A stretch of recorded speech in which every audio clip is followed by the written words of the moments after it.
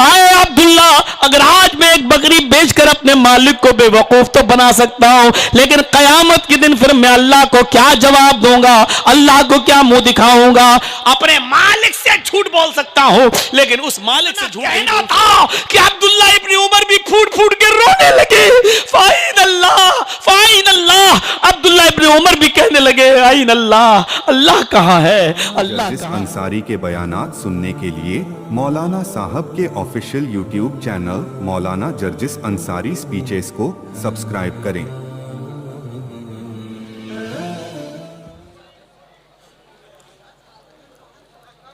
मन यहदिहिल्लाहु फला मुज़िल्ल लह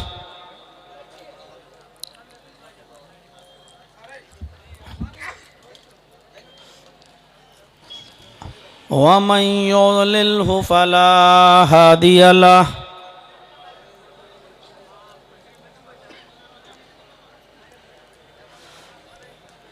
व अशहदु अल्ला इलाहा इल्लल्लाहु वहदहु ला शरीक लह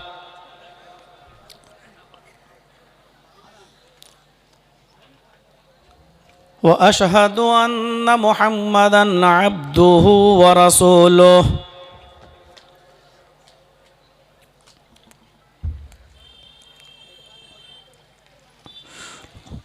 अम्मा बाद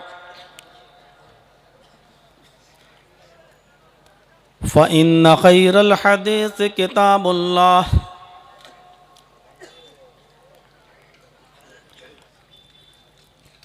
व खैरल हदी हदी मुहम्मदिन सल्लल्लाहु अलैहि वसल्लम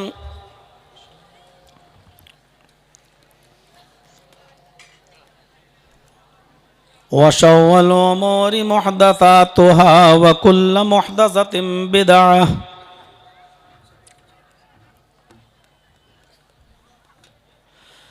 व कुल्लु बिदअतिन ज़लालह व कुल्लु ज़लालतिन फिन्नार।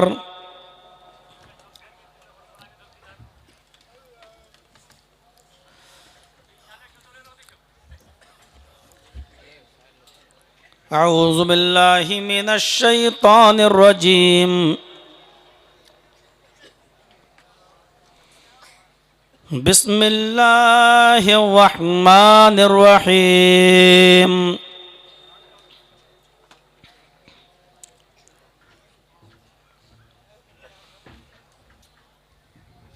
या अय्युहल्लज़ीना आमनुत्तक़ुल्लाह वल तंज़ुर नफ्सुम मा क़द्दमत लिग़द।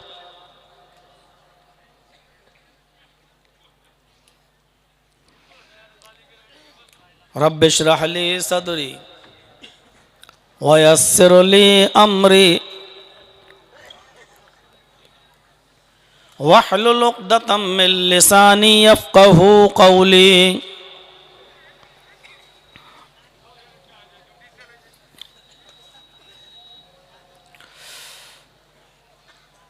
सदर मोहतरम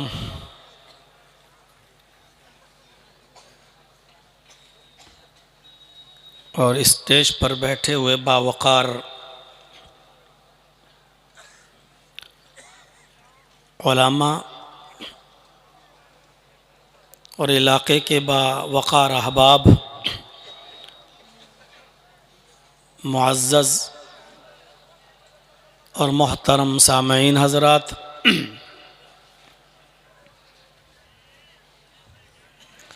नौजवानों, पर्दा नशीन ख़वातीन, माँ और बहनों, मुस्तक़बिल के होनहार अज़ीज़ बच्चों,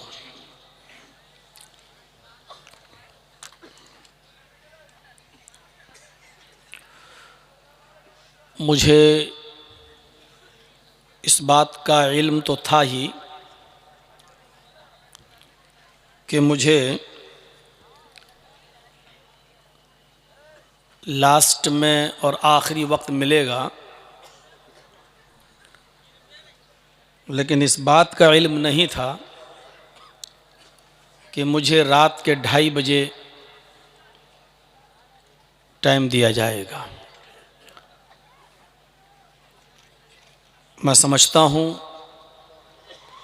कि इतना ताख़ीर आपके इलाके में शायद इससे पहले कभी ना हुई हो। आम तौर पर 12 और 1 बजे के बीच में टाइम मिल जाता था।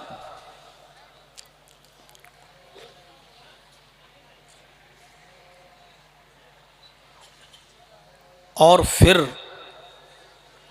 एक तो टाइम लेट देना, और दूसरी बात यह है कि फिर जब रात के 2 बज जाएं तो ये कहना कि आवाम भाग रही है, जल्दी आइए।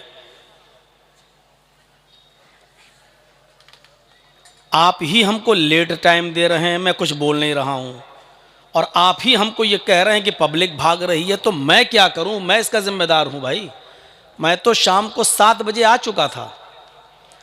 अब ये कैसे सिस्टम चलाना है, कैसे मैनेजमेंट करना है, इजलास किस तरीके से आपको चलाना, तो ये आप समझेंगे ना। रात के 2 बजे तक पब्लिक नहीं भाग रही है, 2 बजे के बाद भाग रही है, तो आप हमको कह रहे हैं जल्दी आइए, पब्लिक भाग रही है। पब्लिक का एहसास आपको कहाँ है? पब्लिक जिसको सुनने आती है आप सज़ा देते हैं, जिसके नाम पर आप भीड़ जमा करते हैं उसको आप देते हैं 2:30 बजे टाइम, और उसके इंतज़ार में बिठाए रहते हैं आप लोगों को, और जब जाने लगते हैं तब कहते हैं कि जल्दी आइए। मुझे वल्लाह कोई परवाह नहीं है, आप मुझे बुलाएं या ना बुलाएं, मुझे कोई परवाह नहीं है इस बात की। 6 साल तक हाफिज शफीक साहब पीछे पड़े रहे, 6 साल तक मना करता रहा। उसके बाद में मैंने कहा चलो बहुत ज़्यादा कहा तो दे देते हैं, तो पिछली साल से फिर मैंने देना शुरू कर दिया।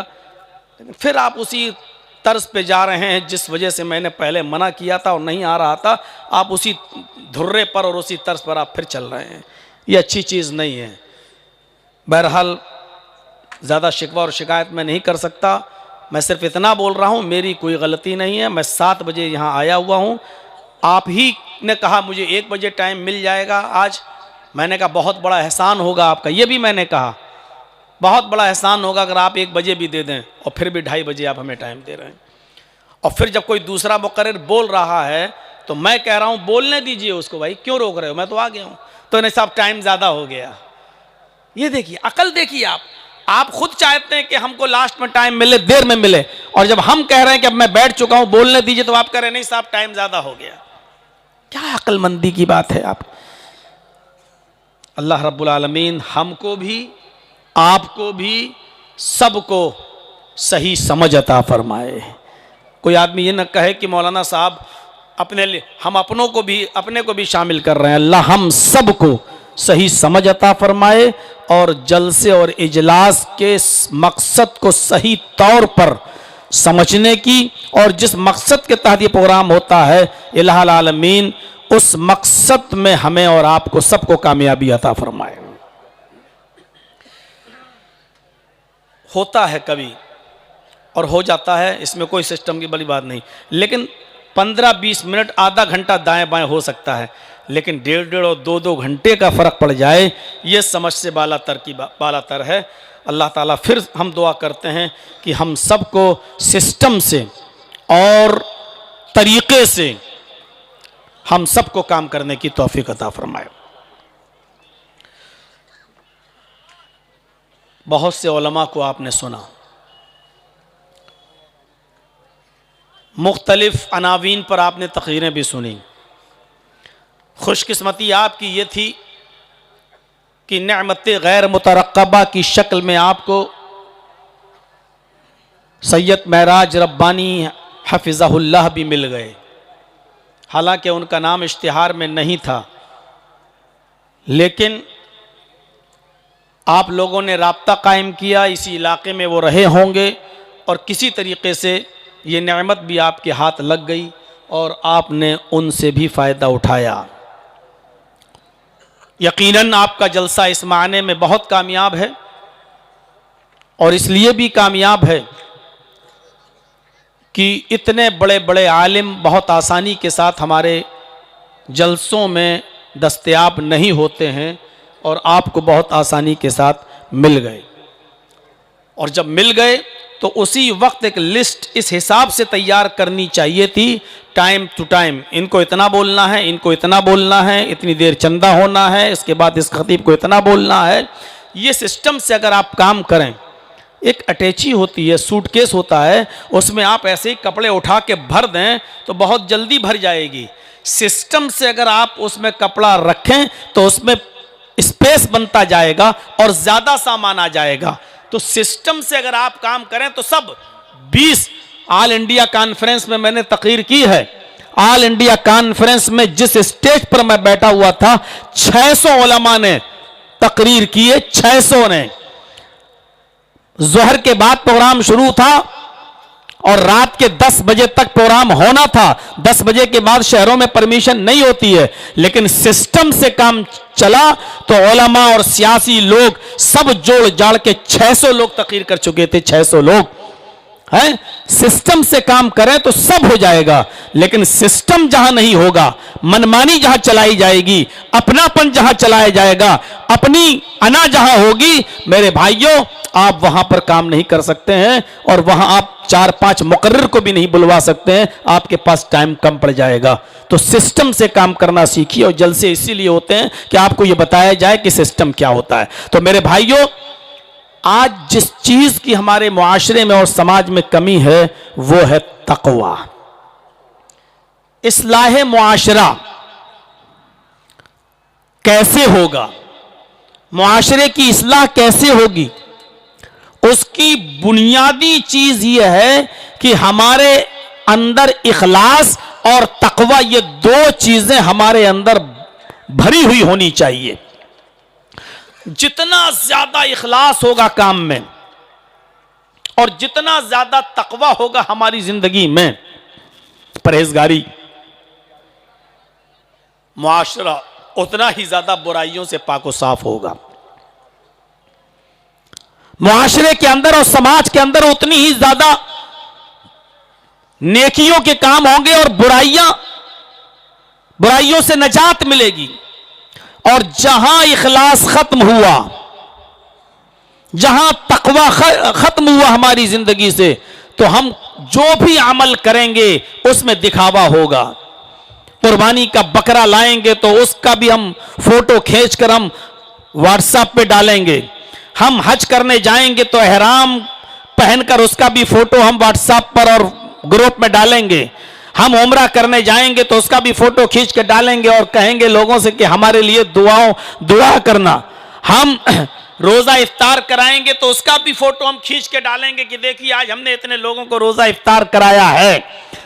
एक मस्जिद बनाएंगे तो उसका भी फोटो खींच के हम व्हाट्सएप पे डालेंगे कि देखो आज हमने मस्जिद की बुनियाद रखी है और ये हम ईंट मस्जिद के अंदर लगा रहे हैं, हम आज अपने इलाके में ये मस्जिद बनवा रहे हैं। जहां इखलास खत्म हुआ, जहां तकवा हमारी जिंदगी से निकला, मेरे भाइयों, हम नेकियां भी करेंगे तो वो नेकियां हमारी कबूल नहीं होंगी, वो नेकियां हमारे मुंह पे मार दी जाएंगी, क्योंकि उसके अंदर दिखावा शामिल हो गया, उसके अंदर रिया नमूद शामिल हो गया, उसके अंदर आपने लोगों को दिखाने का जो शौक अपने अंदर पाला है कि लोग देखकर खुश हों और हमारी तारीफ करें, ये जज्बा जहां शामिल हो गया, हमारी इबादत वहीं से खत्म हो जाती है। वहीं जैसे आग लकड़ी को जला देती है और दीमक लकड़ी को चाट जाती है, उसी तरीके से ये रिया और नमूद, ये दिखावा, ये तकब्बुर, ये सारी चीजें हमारी इबादतों को खत्म कर देती हैं।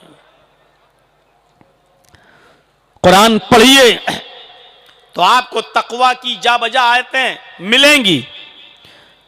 या अय्युहल्लज़ीना आमनुत्तकुल्लाह हक्का तुकातिह वला तमूतुन्ना इल्ला व अंतुम मुस्लिमून। ईमान वालो, तुम अल्लाह से डरो, अल्लाह का खौफ खाओ। या अय्युहल्लज़ीना आमनुत्तकुल्लाह हक्का तुकातिह, अल्लाह से डरो जैसा कि उससे डरने का हक है।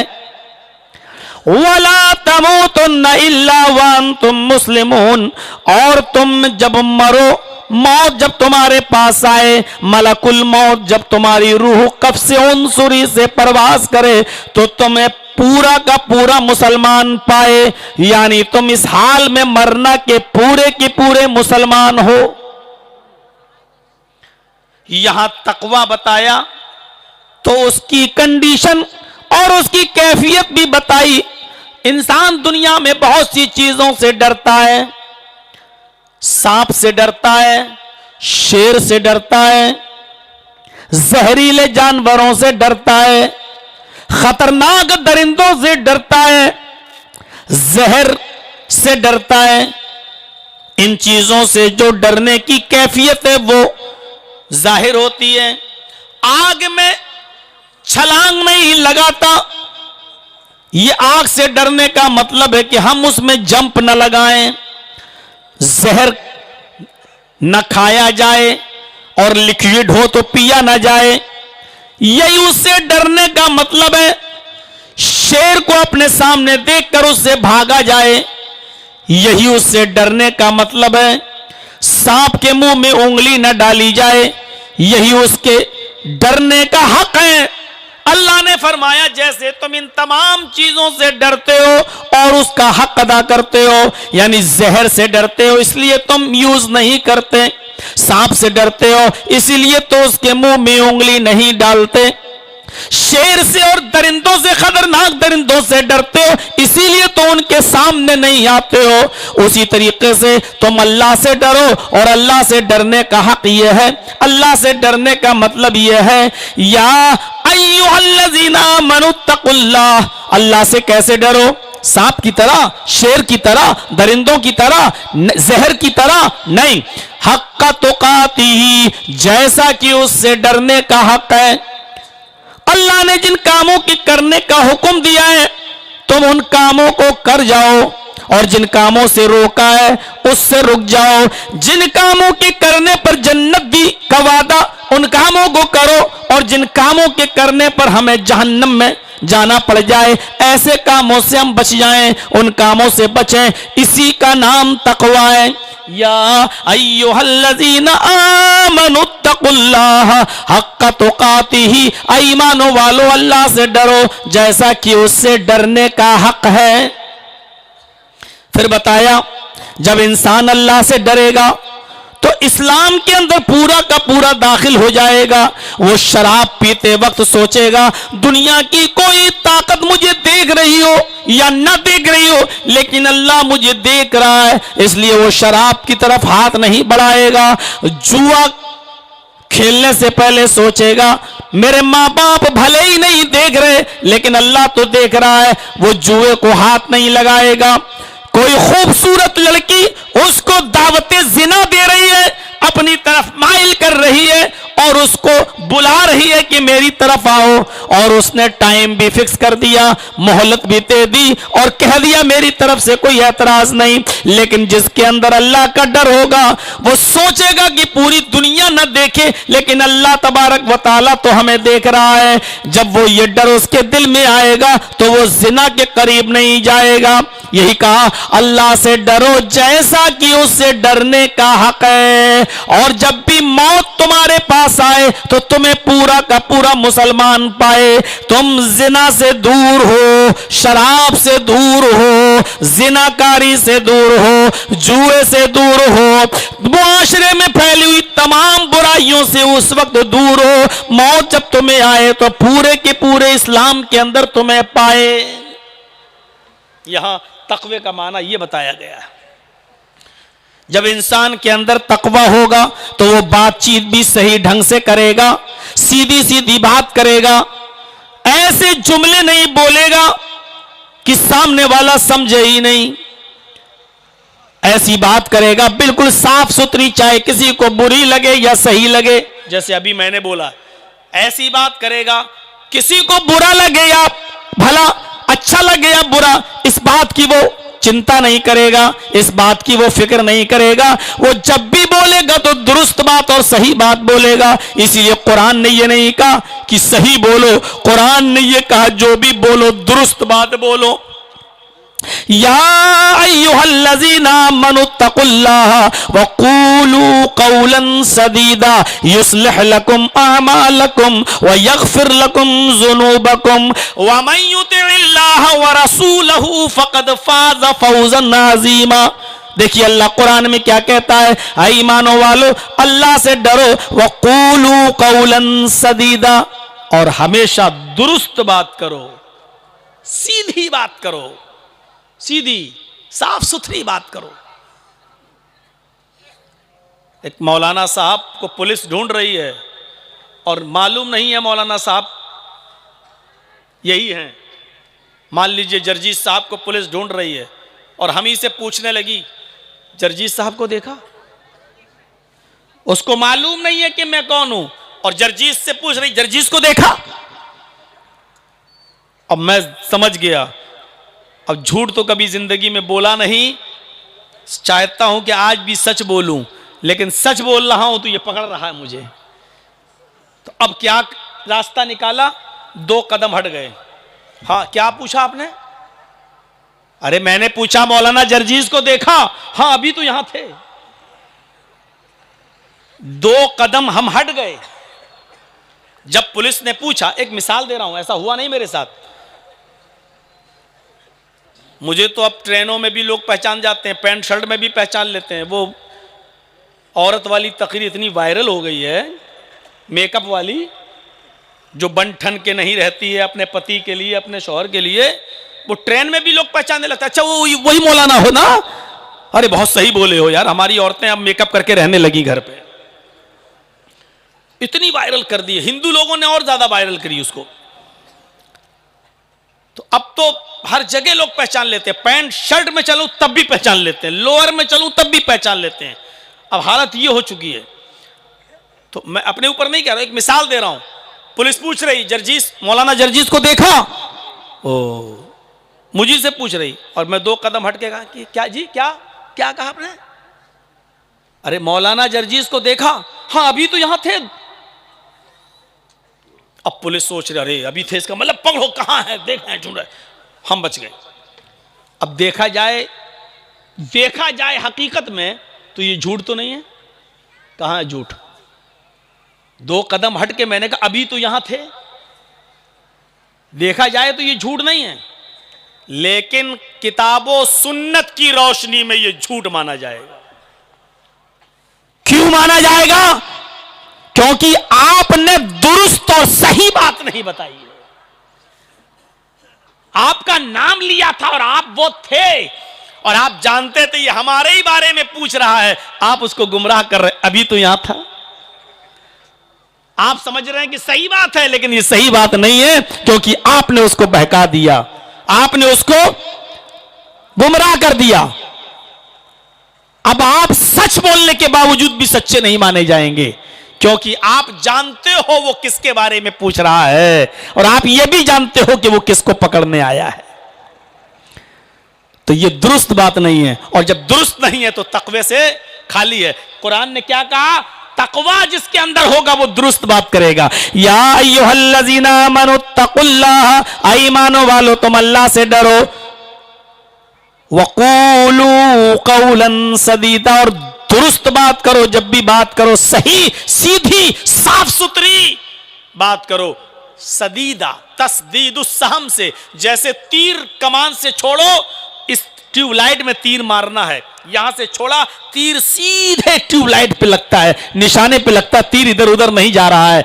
तो इसको कहते हैं तस्दीदुस सहम, तीर का निशाने पर लगना। उसी से सदीदा बना, यानी ऐसी बात करो जो सीधे पूछने वाले के दिल पर लगे। पूछने वाला क्या पूछ रहा है उसके मुताबिक आप जवाब दीजिए, आप उसके मुताबिक जवाब दीजिए, आप सीधी बात करो। और जब सीधी बात करोगे, दुरुस्त बात करोगे, तो इसका बेनिफिट क्या होगा, इसका फायदा क्या होगा? युस्लिह लकुम अमालकुम, अल्लाह तुम्हारे आमाल की इस्लाह कर देगा। व यगफिर लकुम ज़ुनूबकुम, और तुम्हारे गुनाहों को बख्श देगा, तुम्हारे गुनाहों को माफ कर देगा। युस्लिह लकुम अमालकुम व यगफिर लकुम ज़ुनूबकुम व मन युतिइल्लाह व रसूलहू फ़क़द फ़ाज़ फ़ौज़न अज़ीमा। और अल्लाह की इताअत करो, उसके रसूल की इताअत करो। कहा मानो अल्लाह का, कहा मानो उसके रसूल का। चार, अल्लाह क्या करेगा तुम्हारी, जब तुम सही और दुरुस्त बात करोगे, अल्लाह से डरो और जो भी बात करो दुरुस्त और सीधी बात करो, और इसका बेनिफिट अल्लाह तुम्हारे अमाल की इस्लाह कर देगा, तुम्हारे गुनाहों को बख्श देगा। और हमेशा अल्लाह और उसके रसूल की इताअत करो, और जिसने अल्लाह और उसके रसूल की इताअत की, मन युतिइल्लाह व रसूलहू फ़क़द फ़ाज़ फ़ौज़न अज़ीमा, वो सबसे बड़ी कामयाबी को पालेगा, वो सबसे बड़ा कामयाब हो गया। उससे बड़ी कामयाबी फिर नहीं मिलेगी। ये तकवे का दूसरा फायदा बताया है, ये तकवा है। जब तकवा होगा तो सीधी बात करोगे और दुरुस्त बात करोगे। कहां थे जर्जी साहब आप, कल कहां थे, मुझे नहीं बताना है। मैं चाहता हूं कि मैं ना बताऊं, अगर बता दूंगा तो जहां मैं बिजनेस करता हूं ये भी वहां पहुंच जाएगा, और हमारे बिजनेस में दरार डाल के कहीं ये भी हमारा वाला काम ये भी ना करने लगे। आजकल कंपटीशन का दौर है, हम नहीं बताना चाहते हैं। आप नहीं बताना चाहते, आप साफ कहिए मैं कल कहां था, आपको नहीं बता सकता भाई, मैं नहीं बताऊंगा, ये है सीधी बात। लेकिन नहीं साहब, इसका दिल भी ना टूटे और मैं झूठा भी नहीं बनूं। और जर्जीस साहब ने कह दिया, कल कहां थे, जर्जीस साहब ने कह दिया जमीन के ऊपर आसमान के नीचे। अच्छा देखा जाए तो ये झूठ है क्या? मैं दुनिया में कहीं भी रहूंगा तो जमीन के ऊपर ही हूंगा और आसमान के नीचे। देखा जाए तो ये झूठ नहीं है, लेकिन पूछने वाला हमारा ये नहीं पूछना चाहता है, वो भी जानता है ये जमीन के ऊपर और आसमान के नीचे। मैं इन लोगों को मना करता हूं और आप लोग बना रहे हैं, कितनी गलत बात है यार। दूसरों को डिस्टर्ब कर रहे हैं आप, जो पीछे हैं उनको नहीं देखने दे रहे हैं, और पीछे वाले बेचारे इतने सब्र कर रहे हैं, सोच रहे हैं कि मौलाना कहीं डांट न दें, इसलिए बेचारे वो सुन रहे हैं पीछे वाले। सुनिए, तो तकवा होगा तो आदमी सही बात करेगा। अब आप लोग मत बोलिए, मैं तो खुद ही आप लोगों के लिए कह रहा हूं, बैठ जाइए। आप ही लोगों के लिए तो बोल रहा हूं ना, आप लोग तो अब खामोश रहिए। हाँ, हटा दीजिए कुर्सी, जिसको जहां जगह मिल जाए बैठ जाओ।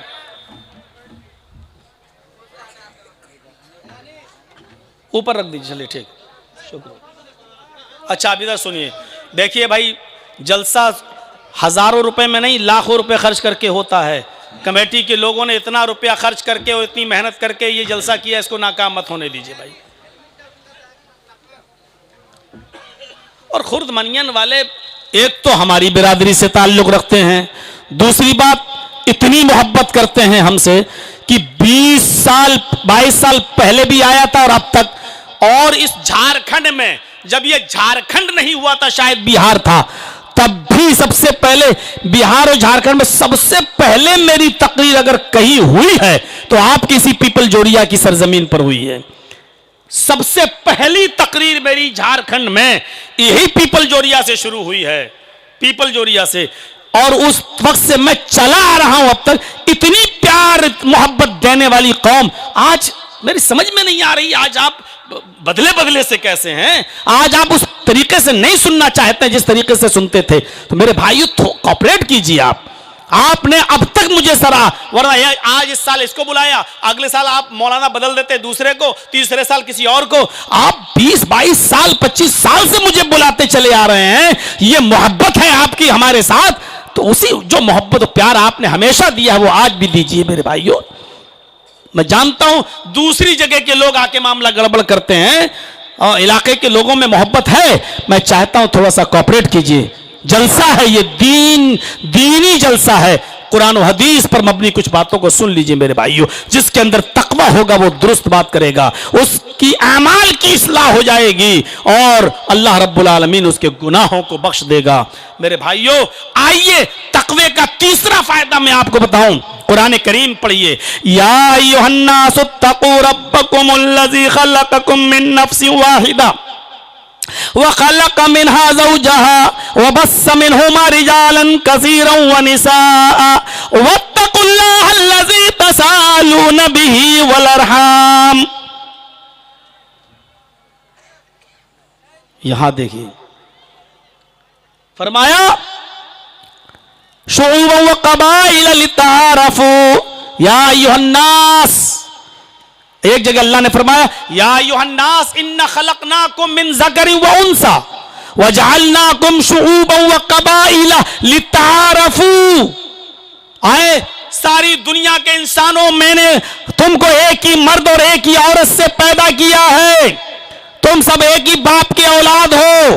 तुम्हारा बाप आदम, तुम्हारी मां हव्वा, तुम सब बराबर हो, कोई बड़ा कोई छोटा नहीं है। या अय्युहन्नास इन्ना खलकनाकुम मिन ज़करिन व उन्सा व जअलनाकुम शुऊबन व कबाइल। आए लोगों, मैंने तुम्हें शोबे और कबीलों में और बिरादरियों में बांट दिया है। ऊंचा नीचा करने के लिए नहीं, कोई बड़ा कोई छोटा इसलिए नहीं, बल्कि ताकि तुम एक दूसरे को पहचान सको, एक दूसरे का तारुफ हो सके। अब सुनो, बड़ा कौन है, बुजुर्ग कौन है। तकवे का फायदा देखिए, इन अकरमकुम इंदल्लाहि अतकाकुम। अल्लाह की नजर में बड़ा वो है, अल्लाह की नजर में मुअज्जज वो है, अल्लाह की नजर में बाइज्जत वो है, अल्लाह की नजर में फजीलत वाला वो है, अल्लाह की नजर में सबसे ऊंचा और सबसे बड़ा इंसान वो है अतकाकुम, जो तुम में सबसे ज्यादा अल्लाह से डरने वाला है। यानी जो जितना अल्लाह से डरेगा, जो जितना अल्लाह का खौफ खाएगा, जिसके दिल में जितना ज्यादा अल्लाह का डर और अल्लाह का खौफ होगा, वो उतना ही ज्यादा मेरे भाइयों अल्लाह की नजर में महबूब होगा और अल्लाह की नजर में बड़ा होगा। तो तकवे का एक बड़ा फायदा क्या है कि मुत्तकी अल्लाह रब्बुल आलमीन की नजर में बड़ा होता है, अल्लाह की नजर में मुअज्जज होता है। तकवे का फायदा क्या है, जो जितना ज्यादा मुत्तकी होगा उसको उतनी ज्यादा बुजुर्गी मिलेगी, अल्लाह की नजर में वो उतना ही ज्यादा बड़ा होगा। तकवे के बहुत से फायदे हैं। एक फायदा, एक इनाम अल्लाह रब्बुल आलमीन ने तकवे का यह रखा है, वमन यत्तकिल्लाह यजअल लहू मखरजा। कुरान की आयत, वमन यत्तकिल्लाह यजअल लहू मखरजा व यरज़ुक़हु मिन हैसु ला याहतसिब। जो अल्लाह से डरेगा, अल्लाह उसके लिए निकलने का रास्ता बना देगा। कहीं भी फंसे रहो, कहीं भी फंसे रहो, अगर अल्लाह से डरोगे तो अल्लाह तुम्हारे लिए निकलने का रास्ता बना देगा। हम उन वाकयात की तरफ नहीं जाना चाहते हैं कि कैसे कैसे लोग गार में फंसे थे, उन्होंने अल्लाह के सामने अपना तकवा और अपनी परहेजगारी के वाकयात रखे, तो अल्लाह ने गार से, गुफाओं से कैसे कैसे उनको निकाला। वमन यत्तकिल्लाह यजअल लहू मखरजा, जो अल्लाह से डरेगा, जो अल्लाह का खौफ खाएगा, जो अल्लाह से सबसे ज्यादा डरेगा, अल्लाह उसके लिए निकलने का रास्ता, निकलने का जरिया बना देगा, निकलने की सबील पैदा कर देगा, निकलने का रास्ता बना देगा।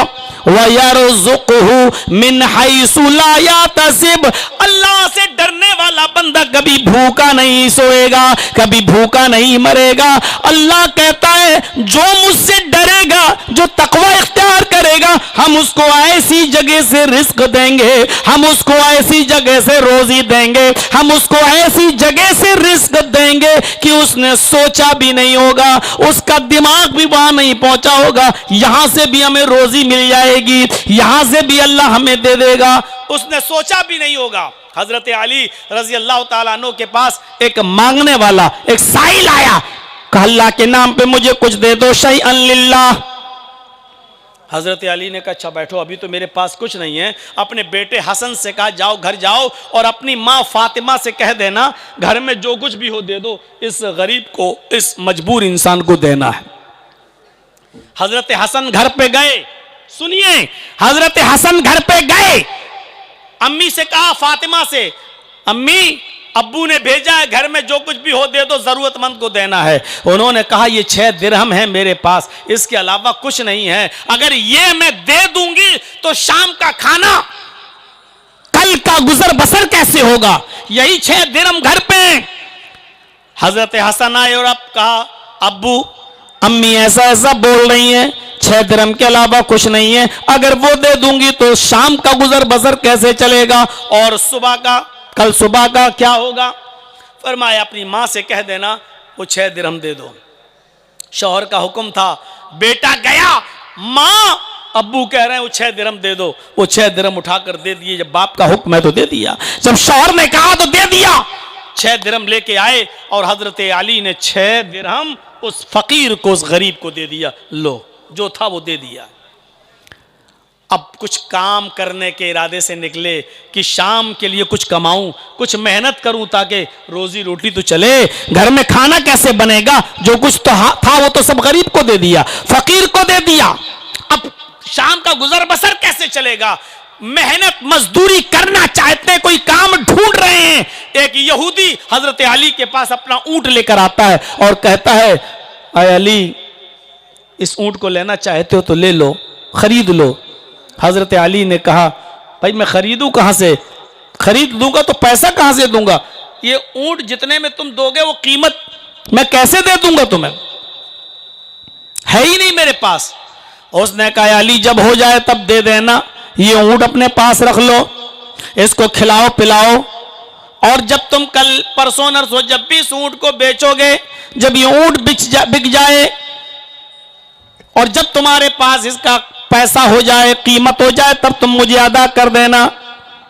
फरमाया, हाँ ये तो ठीक है, ये ठीक है। कर्ज के तौर पर ले लिया और तय हुआ 140 दिरहम। कितने का मिला? 140 दिरहम का ऊंट हजरत अली ने ले लिया। अब हजरत अली उस ऊंट को बेचने के लिए मार्केट में चले गए। जहां जानवरों की मंडी लगा करती थी, उस मंडी में चले गए, उस ऊंट को फरोख्त करने लगे। ऊंट इतना अच्छा था और बेचने वाला भी अच्छा था।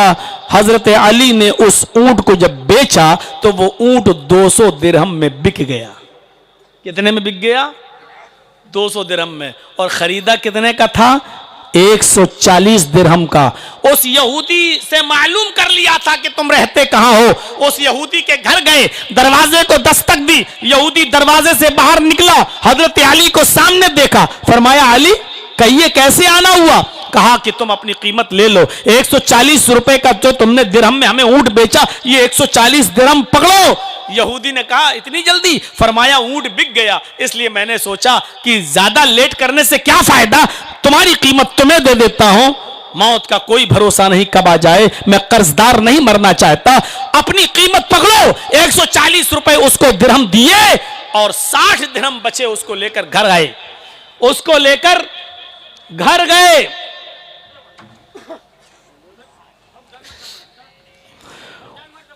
उसको लेकर घर पहुंचे, हजरत फातिमा के हाथ में 60 दिरहम दे दिए। इधर देखो, वो अपना काम कर रहे हैं, ठीक ही कर रहे हैं। हजरत अली ने 60 दिरहम फातिमा के हाथ में दिए। हजरत फातिमा ने कहा, ये 60 दिरहम कहां से आए? मैंने तो 6 दिरहम दिए थे। फरमाया, फातिमा क्या तुमने कुरान नहीं पढ़ा? फातिमा, अल्लाह फरमाता कुरान में, वमन यत्तकिल्लाह यजअल लहू मखरजा व यरजुकहु मिन हैसु ला यातसिब। जो अल्लाह से डरता है, अल्लाह उसके लिए कोई सबील निकाल देता है, अल्लाह उसके लिए कोई रास्ता निकाल देता है। वयरजुकहु मिन हैसु ला यातसिब, और ऐसी जगह से रोजी देता है, ऐसी जगह से रिस्क देता है जहां से उसको पता भी नहीं होता। मुझे पता भी नहीं, मैंने तो खौफे खुदा से लरस कर 6 दिरहम मैंने फकीर को दे दिए थे, गरीब को दे दिए थे कि अल्लाह काम आएगा कयामत के दिन ये सदका और खैरात।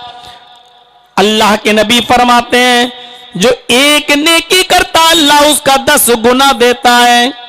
जो 1 दिरहम खर्च करता है, अल्लाह 10 दिरहम का सवाब देता है। जो 1 नफली रोजा रखता है, अल्लाह उसको 10 नफली रोजों का सवाब देता है। जो 1 रकात पढ़ता है, अल्लाह 10 रकात का सवाब देता है। अल्लाह के यहाँ 1 नेकी का 10 गुना मिलता है। मैंने 6 दिरहम दिए, अल्लाह ने इसी दुनिया में हमें 6 का 10 गुना यानी 60 दिरहम दे दिया। ये तो दुनिया में इनाम है और आखिरत में हमारा सवाब बाकी है। 6 दिरहम जो हमने उस गरीब और फकीर को दिया, उसका सवाब हमारे रजिस्टर में लिखा जा चुका है, हमारे नाम आमाल में लिखा जा चुका है। फातिमा, ये तो अल्लाह का इनाम है दुनिया में, जो 6 दिए 60 की शक्ल में मिल गया। लो, अल्लाह ने हमें ऐसी जगह से रिस्क दिया जहां हमारा वहम गुमान भी नहीं था, हमने सोचा भी नहीं था। जो अल्लाह से डरेगा, अल्लाह ऐसी जगह से उसको रोजी देगा। हराम कमाई भी आज हमारे पास आती है, हराम तरीके से भी आती है, लेकिन देख लो आज हराम कमाई किसके पास है। कितने लोगों के फोन आते हैं, मौलाना साहब पैसा आता है, काम चलता है, घर में दौलत तो आती है, रुपया पैसा तो आता है, लेकिन रुकता नहीं है। जैसे बालू उठाओ जमीन से, फिसल कर मुट्ठी से नीचे गिर जाती है, ऐसी जितना कमाता हूं फौरन खर्च हो जाता है।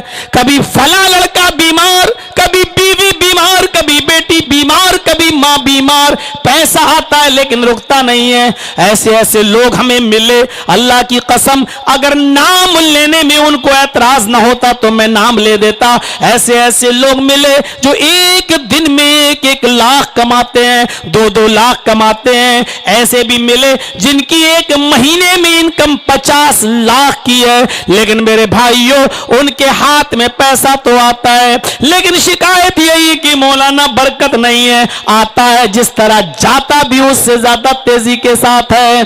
कभी किसी के कैंसर के इलाज में, कभी किसी की किडनी फेल, कभी कुछ कभी कुछ, पैसा तो आता है लेकिन रुकता नहीं है। मेरे भाइयों आज माले हराम कमाने वाले जरा अपने माल पर गौर करें, और एक माले हलाल कमाने वाला एक मस्जिद में 5,000, 6,000, 10,000 रुपए में इमामत करने वाला भी देख ले, उसकी तरफ भी नजर डाल लो।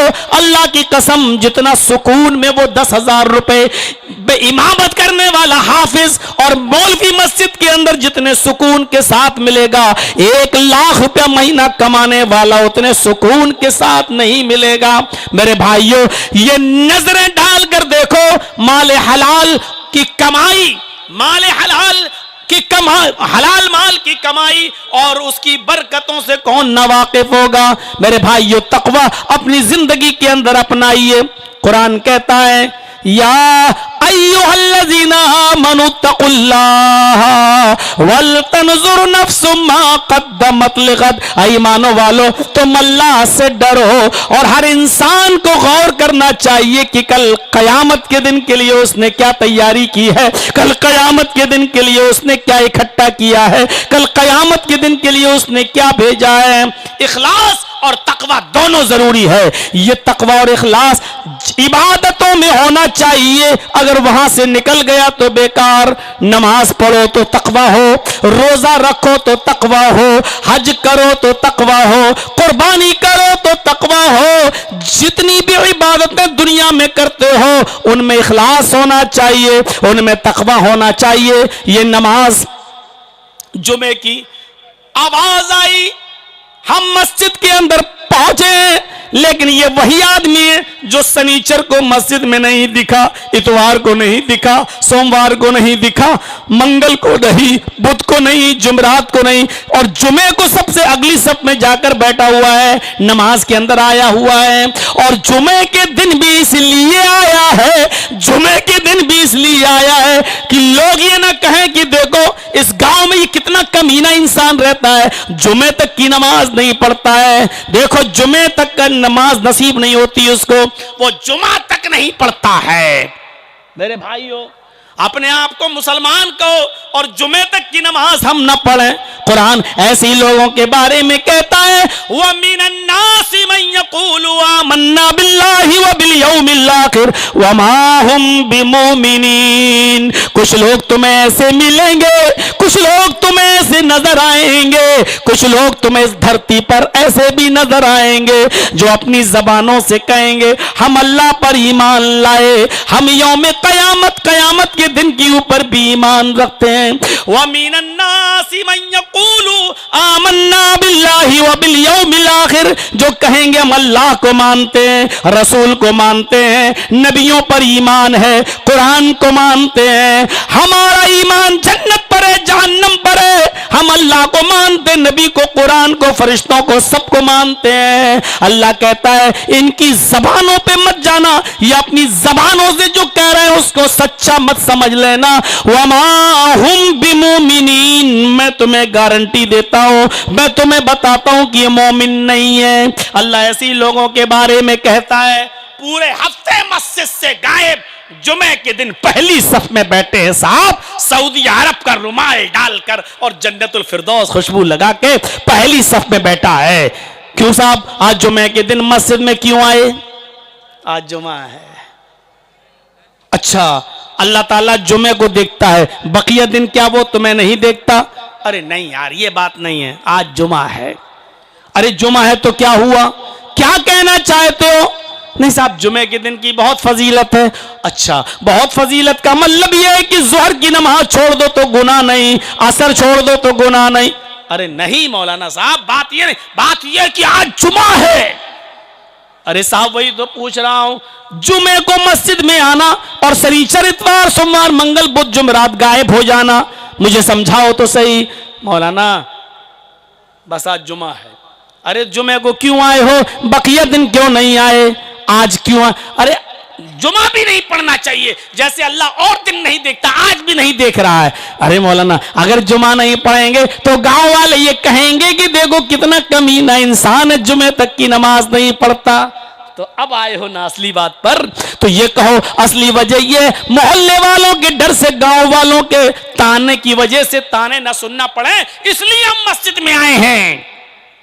अब ये जुमे की नमाज तुम्हारी नमाज ना रही, अब ये रुकू रुकू ना रहा, सजदा सजदा ना रहा, कयाम कयाम ना रहा। अब ये 2 रकातें तुमने जो पढ़ी हैं, अल्लाह की कसम तुमने शिर्क किया है, अल्लाह की कसम तुमने शिर्क किया है। शिर्क सिर्फ मजारों पर चादर चढ़ाने का नाम नहीं है, बेटा बेटी मांगने का नाम नहीं है, अपना माथा किसी बुजुर्ग के आस्थाने पर टेक देने का नाम शिर्क सिर्फ नहीं है।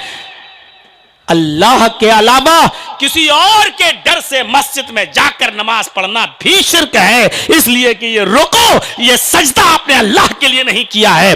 मन सल्ला युराई फक़द अशरक, अल्लाह के नबी फरमाते हैं, मुहम्मद रसूलुल्लाह ने फरमाया, बुखारी के सफ़हात पर यह मंजर देखा जा सकता है। नबी अकरम कह रहे हैं, मन सल्ला युराई फक़द अशरक, जिसने दूसरे को दिखाने के लिए नमाज पढ़ी उसने शिर्क किया। लीजिए, इबादतों में तकवा आना चाहिए, अल्लाह के डर से नमाज पढ़िए। फजर की अजान हो रही है, अल्लाहु अकबर अल्लाहु अकबर। सर्दियों के दिन हैं, लिहाफ उठाना गवारा नहीं, अजान की आवाज आ रही है, हम सुन रहे हैं। कहने वाले ने ये जुमले भी अदा करना शुरू कर दिए, अस्सलातु खैरुम मिनन नौम। और गहरी नींद में सोने वाले, इस नींद से बेहतर नमाज है। आए सोने वाले, इस नींद से बेहतर नमाज है। अपनी नींद की कुर्बानी दे दे और उठकर चला मस्जिद के अंदर आ जा और नमाज पढ़ ले, नमाज नींद से बेहतर है। और मैंने बॉम्बे में वो इलाका देखा है जहां सुबह 4 बजे पानी आता है और 6 बजे पानी बंद हो जाता है। और मैंने ये मंजर देखा है, वो मुंबई जो रात को भागती है, वो मुंबई जो रात को दिन जैसा नजर आता है, वो मुंबई जो बड़ी तेज रफ्तारी से बढ़ती है, उस मुंबई के अंदर ये मंजर देखा है मैंने अपनी आंखों से कि 4 बजे पानी भरने के लिए लोग 3 बजे का अलार्म घर में लगाते हैं, उठते हैं, अपनी बाल्टियां डोल ले लेकर नल की तरफ भागते हैं। मेरे प्यारे साथियों, उसके बावजूद भी 4 बजे से पहले पहले उन्हें पहुंचना होता है और उसके बाद लाइन लगाना पड़ती है। 6 बजे तक पानी आता है और 6:01 पर पानी बंद हो जाता है। मैंने ऐसे बिगड़े हुए लोगों को भी देखा जो एक टाइम के नमाजी नहीं, लेकिन पानी भरने के लिए वो सुबह 4 बजे उठ जाते हैं, बल्कि 3 बजे का अलार्म लगा लेते हैं। और लोगों,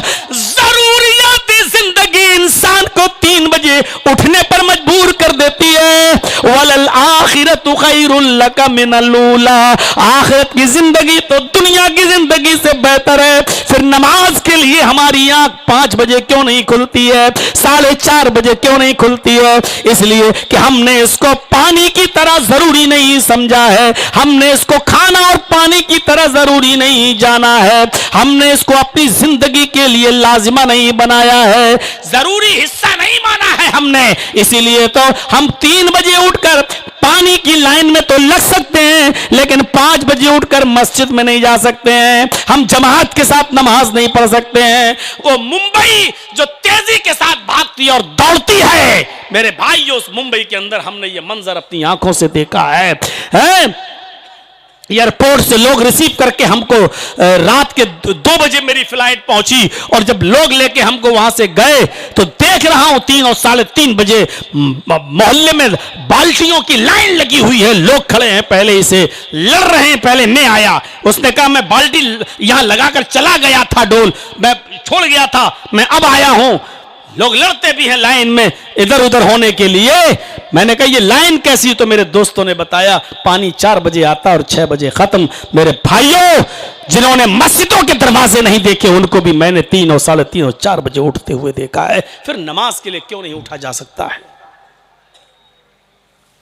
जोहर तो बहुत आसान है, असर तो बहुत आसान है, मगरिब आसान है, इशा भी आसान है, असल तो नींद की कुर्बानी। और इसीलिए तो फजर की नमाज में इन अल्फाज की ज्यादती है, अस्सलातु खैरुम मिनन नौम, आए नींद में मदहोशी से सोने वाले इस नींद को कुर्बान कर दे और मस्जिद की तरफ चला। सर्दी है तो लिहाफ की कुर्बानी दे दे और मस्जिद की तरफ चला, कंबल की ब्लैंकेट की कुर्बानी दे और मस्जिद की तरफ चला। अगर तेरे कान में अजान की आवाज जा रही है तो अपना बिस्तर छोड़कर मस्जिद की तरफ आ जा, इसलिए कि उस नींद से बेहतर नमाज है। अस्सलातु खैरुम मिनन नौम। अंदाजा लगाओ, ये नमाज, ये तकवा हमारे रोजों में भी आना चाहिए। और रोजे तो फर्जी इसलिए किए गए हैं ताकि हमारे अंदर तकवा परहेजगारी पैदा हो जाए।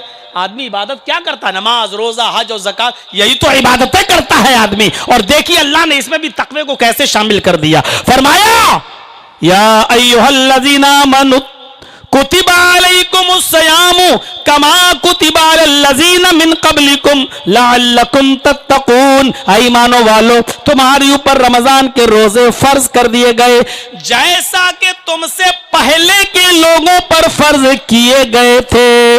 मैंने तुम्हारे ऊपर रमजान के रोजे फर्ज कर दिए जैसा कि तुमसे पहले की कौमों पर, तुमसे पहले की उम्मतों पर फर्ज किए थे। ये रोजा तुम्हारे ऊपर क्यों फर्ज है? अल्लाह कहता है लअल्लकुम तत्तक़ून, ताकि तुम्हारी जिंदगियों में तकवा आ जाए, ताकि तुम्हारी जिंदगियों में परहेजगारी आ जाए। हमने ये रोजा तुम्हारे लिए इसलिए ऊपर इसलिए फर्ज किया ताकि तुम मुत्तकी बन जाओ, परहेजगार बन जाओ। तकवा हमारे रोजों में भी आना चाहिए, तकवा हमारी कुर्बानियों में आना चाहिए। अब रोजे का तकवा क्या है? नमाज का तकवा क्या है? अल्लाह के लिए पढ़ी जाए, दूसरों को दिखाने के लिए नहीं। रोजे का तकवा क्या है? अल्लाह के लिए रखा जाए और इफ्तार वगैरह कराया जाए तो उसकी फोटो वोटो खींच के नहीं दोस्तों में शेयर। देखो मैंने आज 20 आदमियों को, 50 आदमियों को इफ्तार कराया। अल्लाह से दुआ करना अल्लाह हमारे इस इफ्तार पार्टी को कबूल फरमाए। दुआ तो एक बहाना है, दिखाना यह मकसद है कि देखो हमने 50 लोगों को रोजा इफ्तार कराया है, हमने 100 आदमियों को रोजा इफ्तार कराया है। तो रोजे की रूह तकवा है। अल्लाह ने कुर्बानी के ताल्लुक से फरमाया, लोगों ये कुर्बानी के बकरे जो तुम ज़िबा करते हो, ये कुर्बानी के जानवर जो तुम ज़िबा करते हो, कुर्बानी के जो जानवर तुम ज़िबा करते हो, लन यनालल्लाह लुहूमुहा वला दिमाउहा वलाकिन यनालुहु तक़वा मिनकुम। लन यनालल्लाह लुहूमुहा वला दिमाउहा, तुम जो कुर्बानी करते हो, उस कुर्बानी के जानवर का गोश्त और उसका खून अल्लाह के पास नहीं जाता है। वला कहीं यनालहु तक़वा मिनकुम, अल्लाह तो तुम्हारे दिलों का तक़वा देखता है। वो ये देखता है कि तुम किस नीयत से कुर्बानी कर रहे हो, तुम्हारे अंदर कितना तक़वा है, तुम्हारे अंदर अल्लाह का डर कितना है। इसलिए कुर्बानी भी करो तो अल्लाह की खुशनुदी के लिए और अल्लाह की रजामंदी के लिए। हर अमल में तक़वा। अल्लाह जिस्मों और शक्लों को नहीं देखता, तुम कितने खूबसूरत हो शक्ल नहीं देखता, तुम कितने बॉडी बिल्डर हो अल्लाह जिस्मों को नहीं देखता।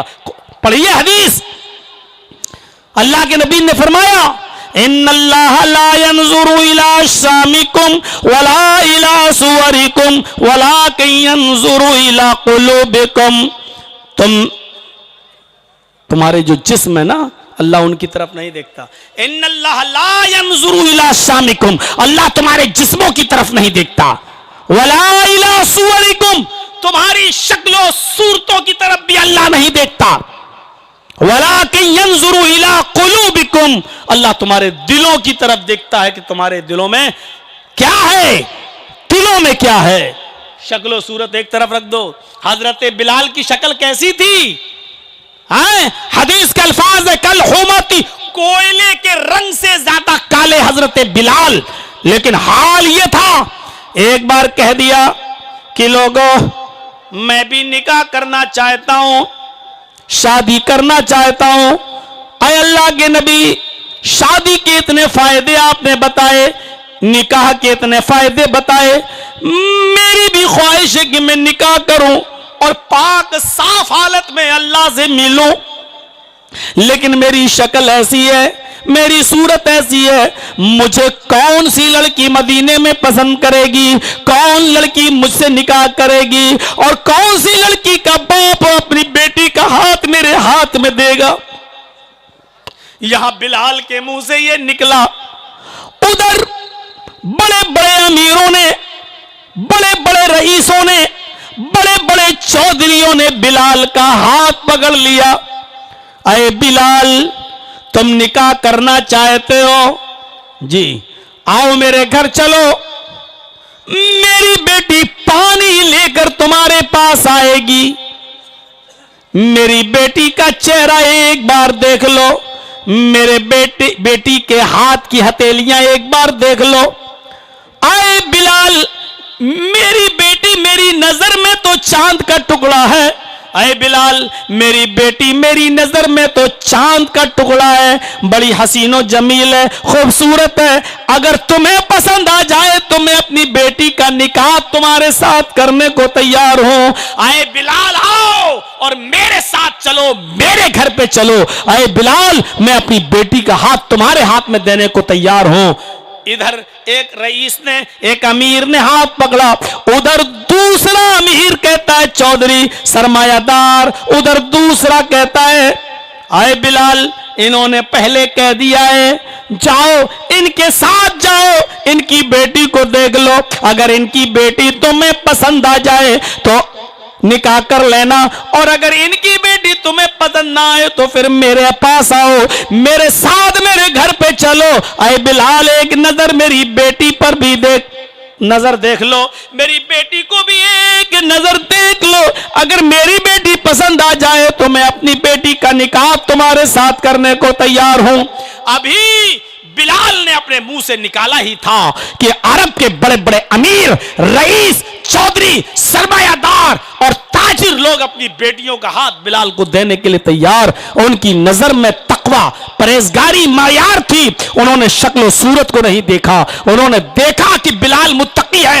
ये वो बिलाल है जिसके बारे में अल्लाह के नबी ने कहा था, बिलाल तुम ऐसा कौन सा अमल करते हो कि मैंने जन्नत के अंदर तुम्हारे जूतों की आवाज सुनी है। तुम दुनिया में थे लेकिन तुम्हारी जूतियों की आवाज मैंने जन्नत के अंदर सुनी है। कौन सा ऐसा अमल करते हो बिलाल? और हजरत बिलाल ने अपना अमल बताया था। मेरे प्यारे साथियों, ये देखा था अरब के लोगों ने, ये नहीं देखा कि इसकी शक्ल और सूरत क्या है। इन्नल्लाह ला यंजुरु इला शामिकुम वला इला सुवरिकुम, अल्लाह तुम्हारी शक्लों को नहीं देखता, अल्लाह तुम्हारी सूरतों को नहीं देखता, अल्लाह तुम्हारे कल्ब, दिल को देखता है, तुम्हारा दिल कैसा है। तुम्हारे दिल में क्या है। वला कई यंजुरु इला कुलूबिकुम, वो तुम्हारे दिलों को देखता है। तकवा अक्ले हलाल में होना चाहिए, तकवा बिजनेस में होना चाहिए, तकवा इबादत में होना चाहिए। इबादतों की एक लिस्ट तो मैंने आपको बता दी, तकवा अक्ले हलाल में होना चाहिए। आप ये देखिए जो कमा रहे हो वो रोजी आपके लिए हलाल है या नहीं। और कमाने वाले तो हमारी बेटियां टिकटॉक पर, इंस्टाग्राम पर सरों से दुपट्टे उतार कर अपनी वीडियो बना रही हैं, और कैसी कैसी वीडियो बना रही हैं, और हमारी बेटियां बना रही हैं, हमारी बहनें बना रही हैं। यूट्यूब पर और इंस्टाग्राम से मिलने वाली कमाई उनके अकाउंट में भी आ रही है। जरा तसव्वुर करो, चादरें उतार कर बेपर्दगी का मुजाहरा करके, लिपस्टिक क्रीम और पाउडर लगाकर, ओढ़नियां सरों से उतार कर डांस करते हुए और नाचते हुए अपनी वीडियो बनाकर रिलीज करना, उनको छोड़कर पैसा कमाना, अगर ये उनको पसंद है तो होता रहे। मेरे भाइयों, जब से हमने रिस्क हलाल छोड़ा है, माफ कीजिएगा बड़ी मौजरत के साथ, माफ कीजिएगा बड़ी कड़वी बात, माफ कीजिएगा बहुत ही माफी के साथ मैं ये बात कहने जा रहा हूं, जब से हमने अपनी बीवियों को, जब से हमने अपने बच्चों को, जब से हमने हराम माल कमाया है और अपनी बीवियों को हराम माल खिलाया है, तब से हमारे घरों में ये टिकटॉक पर और इंस्टाग्राम पे नाचने वाली और अपनी कमर मटकाने वाली तवाइफों की सिफत से भरी हुई औलादें, ये लड़कियां हमारे घरों में पैदा हो रही हैं मेरे भाइयों। और हमने जब हलाल रिस्क खिलाया था तो कभी इब्ने तैमिया हमारी माओं के पेटों से पैदा होते थे, कभी सनाउल्लाह अमृतसरी पैदा होते थे, कभी इमाम शाफी और कभी इमाम मालिक, कभी अहमद इब्ने हंबल जैसी शख्सियतें पैदा होती थी। मेरे भाइयों, रिस्क हलाल जब हम अपनी माओं को, अपनी बीवियों को खिलाते थे तो ऐसी औलादें पैदा होती थी, और जब हमने अपनी बीवियों को हराम माल खिलाना शुरू किया तो टिकटॉक पे डांस करने वाले हिजड़े जैसे सिफत से मुत्तसिफ और तवाइफों जैसी सिफत से मुत्तसिफ औलादें और लड़कियां हमारे घरों में पैदा हो रही हैं और नाच रही हैं और डांस कर रही हैं और टिकटॉक पर और इंस्टाग्राम पर अपनी वीडियो बना रही हैं। बहुत ही मौजरत के साथ, जिसको बुरा लगे लगता रहे, जिसकी बेटियां ऐसा कर रही होंगी उनको बुरा लगेगा, जिसकी बहनें ऐसा कर रही होंगी उनको बुरा लगेगा। अगर हम सबके बारे में सोच लें कि उनको बुरा नहीं लगना चाहिए तो माफ कीजिएगा, हम शराब के खिलाफ भी नहीं बोल पाएंगे, हम जुए के खिलाफ भी नहीं बोल पाएंगे, क्योंकि समाज में शराबी भी होते हैं और जुआरी भी होते हैं। अगर हम ये सोच लें शराब पे बोलेंगे तो शराबियों को बुरा लगेगा, तो फिर तकरीरें होंगी किस मौजू पर और बोला क्या जाएगा। मेरे प्यारे साथियों, अक्ल हलाल भी होना, तकवे में अक्ल हलाल भी शामिल है। हजरत अबू बकर सिद्दीक का एक गुलाम था, और देखिए वो खिराज का माल लाया करता था, टैक्स वसूल करता था, और टैक्स की वो कीमत वसूल करके अबू बकर को देता था। अबू बकर सिद्दीक उसी पैसे में से कुछ खरीदते थे और खाते थे। एक दिन उनका गुलाम कहीं निकला और खाने की कोई चीज लेकर आया। बाज लोगों ने खजूर का भी जिक्र कर दिया। बुखारी शरीफ की हदीस में खाने की किसी चीज का जिक्र है। खाने की कोई चीज लाया, अबू बकर सिद्दीक के सामने रख दिया और अबू बकर सिद्दीक ने उसको खा लिया। जब अबू बकर सिद्दीक रज़ी अल्लाह ताला अन्हु ने उसको खाया तो गुलाम ने कहा, मेरे मालिक, मेरे आका, आप पहले मालूम कर लेते ये आपने जो खाया है वो हलाल का है या हराम। फरमाया तुम ही बता दो।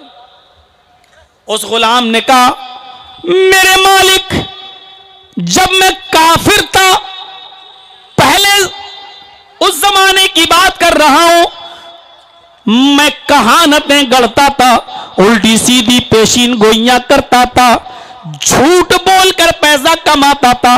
मैंने ऐसे ही एक बार अपने किसी साथी को बोल दिया था, उस जमाने में, आज से 3-4-5 महीना पहले जब मैं ईमान नहीं लाया था, तो मैंने अपने साथी से कहा था कि तुम्हारी बीवी को लड़का होगा। हालांकि मैं इल्म गैब से वाकिफ नहीं हूं, ना मुझे मालूम है, लेकिन धूल में लाठी मारी। मैंने कहा तुम्हारी बीवी को लड़का होगा।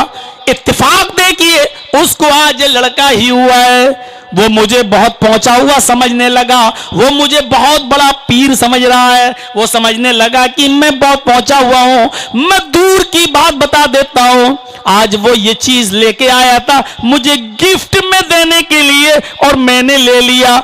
मैं यहां लाया, आपने पूछा भी नहीं, मैंने आपके सामने रखा और आपने खा लिया।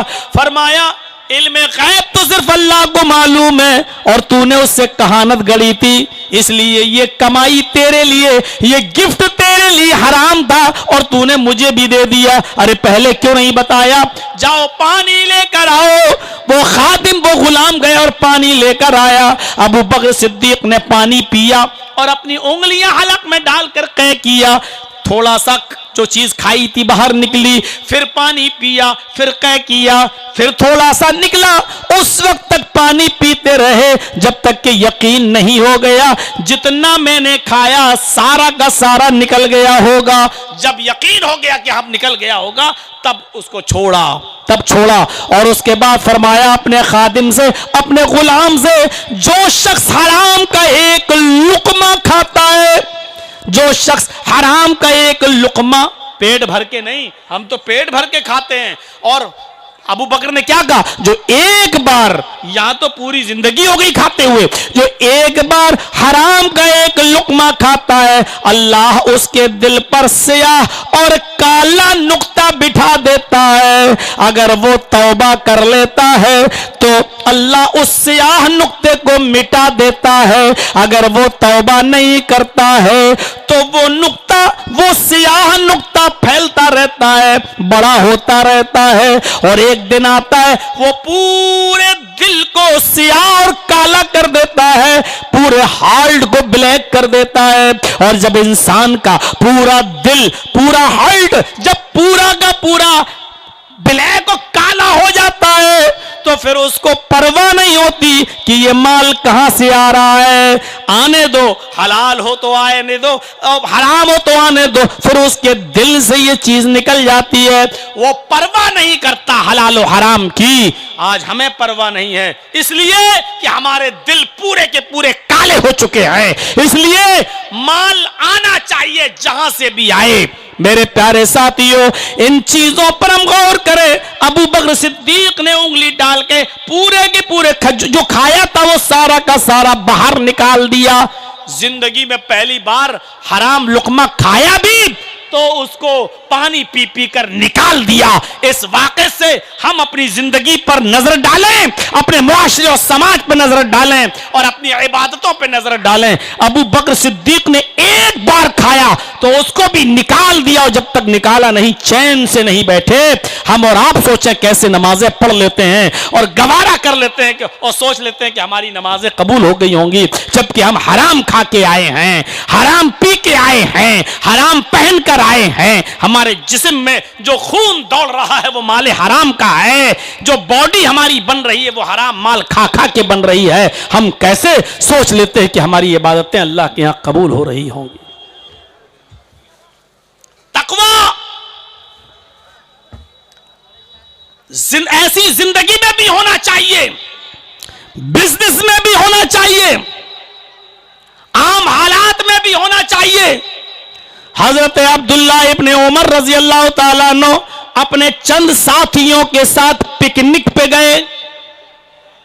गए, जंगल में पहुंचे, दस्तरखान बिछा दिया,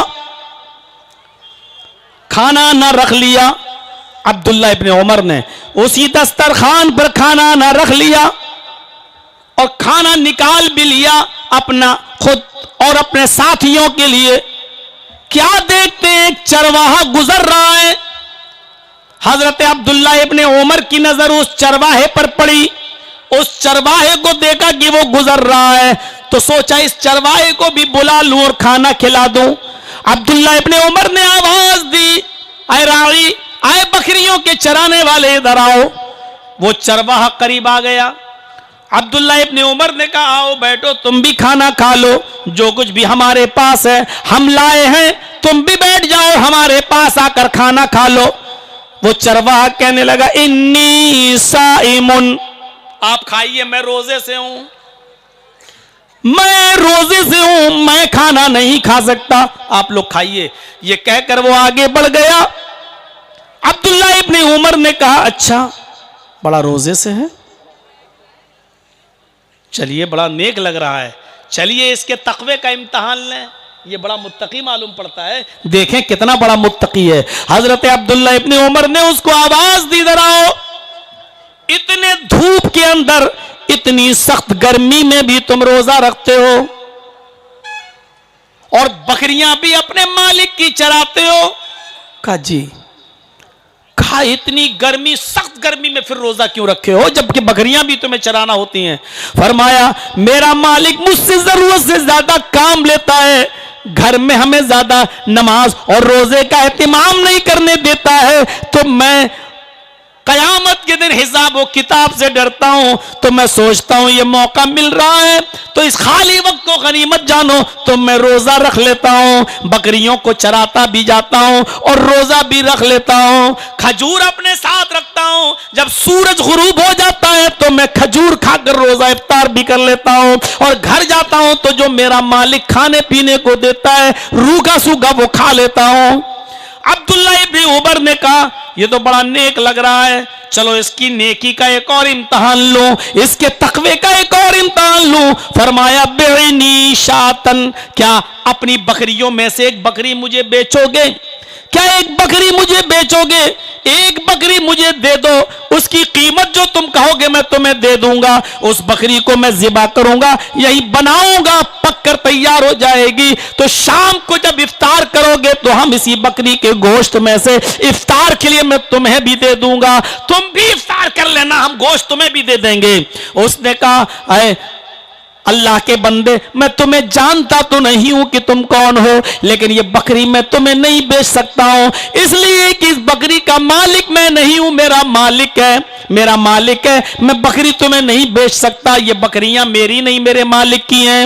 अब्दुल्ला इब्ने उमर ने उसका इम्तहान लिया, कहा ऐसा है इन पहाड़ों के दामन में एक आध बकरी तो खो ही जाती है, और मालिक को मालूम है पहाड़ों के दामन में कभी भेड़िया बकरी पर हमला कर लेता है, कोई दरिंदा खा जाता है, अगर एक बकरी कम हो जाएगी तो तुम्हारा मालिक तुमसे सवाल जवाब नहीं करेगा, इसलिए मैं कहता हूं कि एक बकरी मुझे दे दो और अपने मालिक से कह देना कि एक बकरी कहीं गायब हो गई या भेड़िया खा गया, कुछ भी कह देना, वो चरवाहा वहां से उड़ता है, वो चरवाहा वहां से उड़ता है और चल देता है, उड़ता है। अब्दुल्ला इब्ने उमर कहते हैं आए चरवाहे तुम जा रहे हो, कोई जवाब नहीं देते हो, अपने मालिक से कह देना एक बकरी भेड़िया खा गया है। वो चरवाहे ने फिर पीछे मुड़ के नहीं देखा और अपने दोनों हाथ उठाकर ये कहता रहा आईन अल्लाह,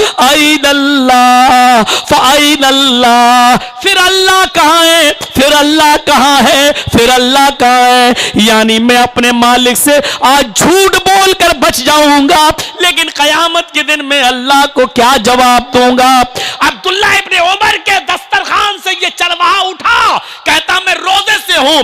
फरमाया इतनी गर्मी में रोजा रखते हो? फरमाया हाँ, मैं उस खाली वक्त को गनीमत समझता हूं और कयामत के दिन से सवाल और जवाब से बचने के लिए मैं कुछ नेकियां करना चाहता हूं, तो जो वक्त मिलता है ना रोजे में गुजार देता हूं।